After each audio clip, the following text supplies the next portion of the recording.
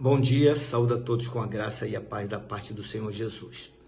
Eu estive ausente do grupo na semana passada por ter viajado à Amazônia junto com meu filho Daniel e meu pequeno neto Joshua para um tempo de pescaria e descanso. E ali isolados na selva estava sem internet para poder repassar as reflexões.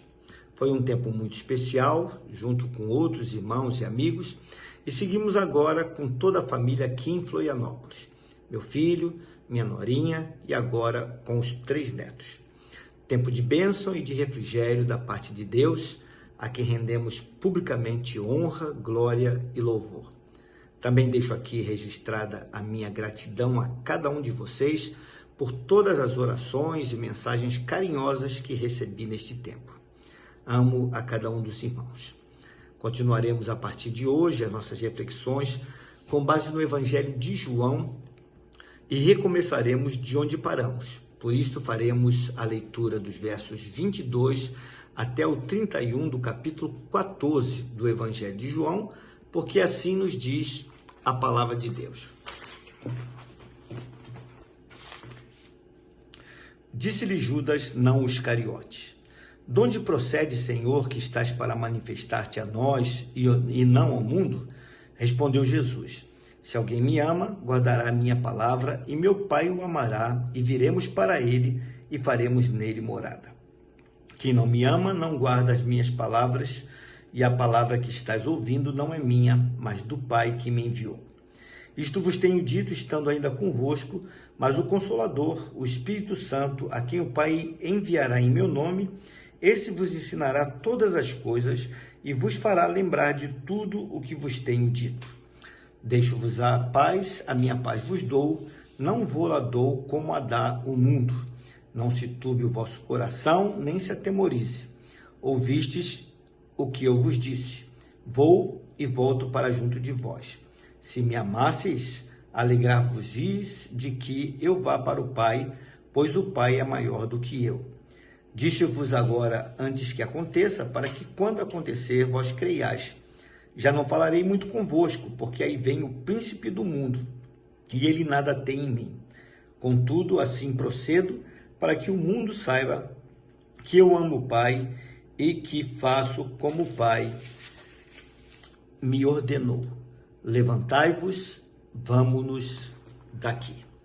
Meus amados, Deus, na sua infinita bondade, ao inspirar João no tempo em que escreveu este evangelho, fez com que o mesmo deixasse bem claro para todos que este Judas não se trata daquele que o trairia, mas do outro, embora seus nomes fossem iguais, posto ser um nome bem comum naquele tempo ali em Israel.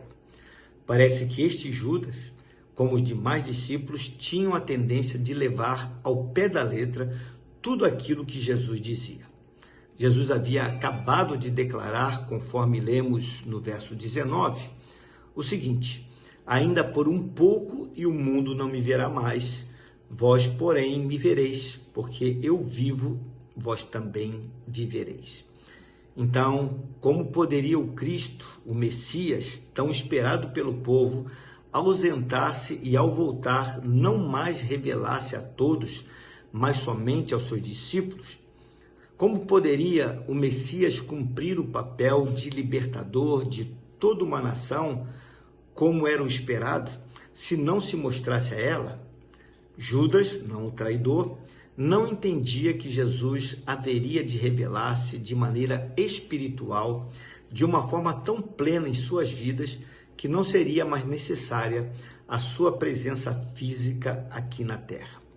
E Jesus deixou claro, no verso 23, como isto haveria de acontecer na prática, como os discípulos haveriam de vê-lo.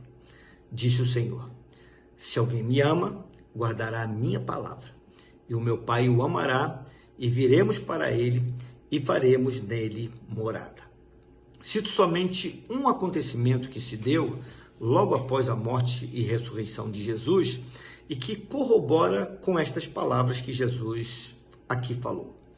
O mesmo, ou seja, o contexto, está registrado de forma detalhada no Evangelho de João. E é o seguinte: Dois discípulos iam caminhando rumo à aldeia de Emaús no domingo, no terceiro dia após a morte de Jesus. Aqueles homens mostravam-se entristecidos e desesperançados quando Jesus então os alcançou no caminho.